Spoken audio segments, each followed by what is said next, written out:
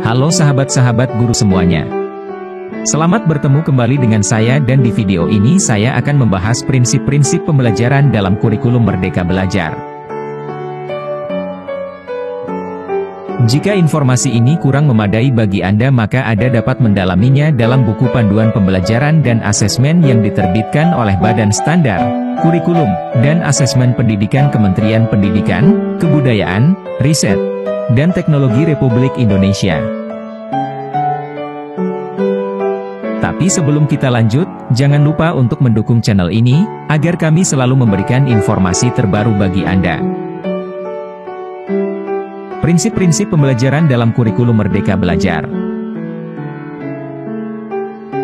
Pertama, pembelajaran dirancang dengan mempertimbangkan tahap perkembangan dan tingkat pencapaian peserta didik saat ini, sesuai dengan kebutuhan belajar, serta mencerminkan karakteristik dan perkembangan peserta didik yang beragam sehingga pembelajaran menjadi bermakna dan menyenangkan. Contoh pelaksanaan prinsip pembelajaran. 1. Pada awal tahun ajaran, pendidik berusaha mencari tahu kesiapan belajar peserta didik dan pencapaian sebelumnya. Misalnya, melalui dialog dengan peserta didik, sesi diskusi kelompok kecil, tanya jawab, pengisian angket, dan atau metode lainnya. 2. Pendidik merancang atau memilih alur tujuan pembelajaran sesuai dengan tahap perkembangan peserta didik, atau pada tahap awal. Pendidik dapat menggunakan atau mengadaptasi contoh tujuan pembelajaran, alur tujuan pembelajaran dan modul ajar yang disediakan oleh Kemendikbudristek. 3. Pendidik merancang pembelajaran yang menyenangkan agar peserta didik mengalami proses belajar sebagai pengalaman yang menimbulkan emosi positif. Kedua, pembelajaran dirancang dan dilaksanakan untuk membangun kapasitas untuk menjadi pembelajar sepanjang hayat. Contoh pelaksanaan prinsip pembelajaran. 1. Pendidik mendorong peserta didik untuk melakukan refleksi untuk memahami kekuatan diri dan area yang perlu dikembangkan. 2. Pendidik senantiasa memberikan umpan balik langsung yang mendorong kemampuan peserta didik untuk terus belajar dan mengeksplorasi ilmu pengetahuan. 3. Pendidik menggunakan pertanyaan terbuka yang menstimulasi pemikiran yang mendalam. 4. Pendidik memotivasi peserta didik untuk berpartisipasi aktif agar terbangun sikap pembelajar mandiri. 5. Pendidik memberikan ruang yang cukup bagi prakarsa, kreativitas, kemandirian sesuai bakat, minat, dan perkembangan fisik, serta psikologis peserta didik. 6. Pendidik memberikan tugas atau pekerjaan rumah ditujukan untuk mendorong pembelajaran yang mandiri dan untuk mengeksplorasi ilmu pengetahuan dengan mempertimbangkan beban belajar peserta didik. 7. Pendidik merancang pembelajaran untuk mendorong peserta didik terus meningkatkan kompetensinya melalui tugas dan aktivitas dengan tingkat kesulitan yang tepat.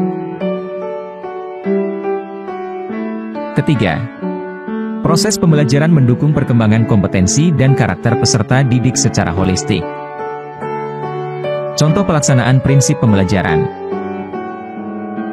1. Pendidik menggunakan berbagai metode pembelajaran yang bervariasi dan untuk membantu peserta didik mengembangkan kompetensi, misalnya belajar berbasis inquiry, berbasis proyek, berbasis masalah, dan pembelajaran terdiferensiasi.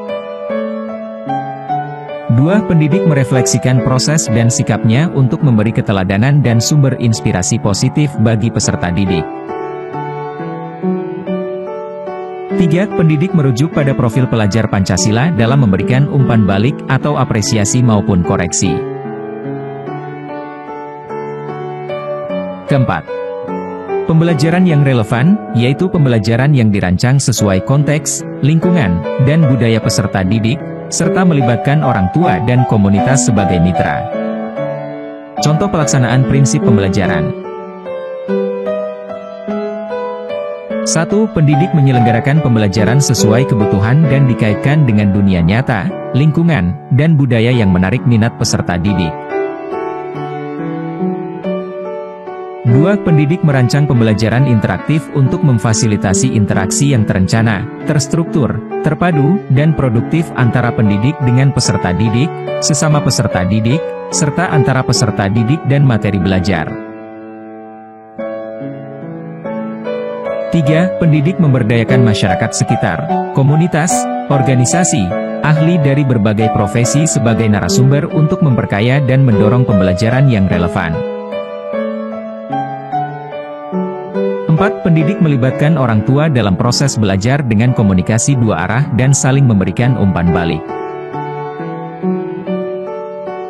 5. Pada PAUD, pendidik menggunakan pendekatan multibahasa berbasis bahasa ibu, juga dapat digunakan, utamanya bagi peserta didik yang tumbuh di komunitas yang menggunakan bahasa lokal. 6. Pada SMK, terdapat pembelajaran melalui praktik kerja lapangan yang dilaksanakan di dunia kerja atau tempat praktik di lingkungan sekolah yang telah dirancang sesuai dengan standar dunia kerja. Menerapkan sistem dan budaya kerja sebagaimana di dunia kerja, dan disupervisi oleh pendidik atau instruktur yang ditugaskan atau memiliki pengalaman di dunia kerja yang relevan.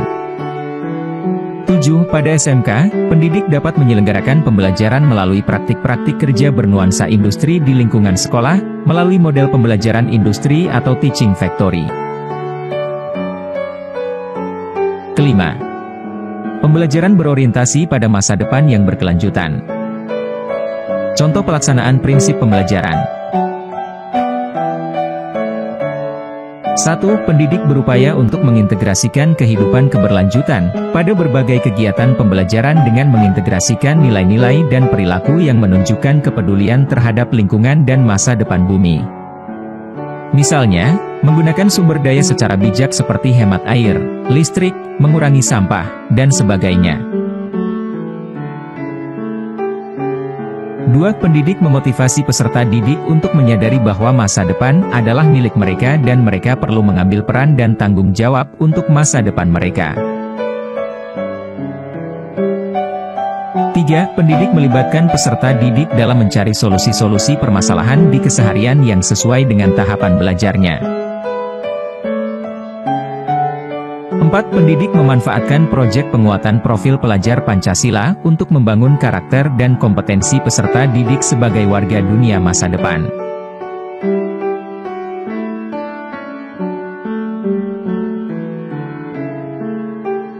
Itulah 5 prinsip pembelajaran dalam kurikulum Merdeka Belajar yang perlu diketahui oleh seorang guru.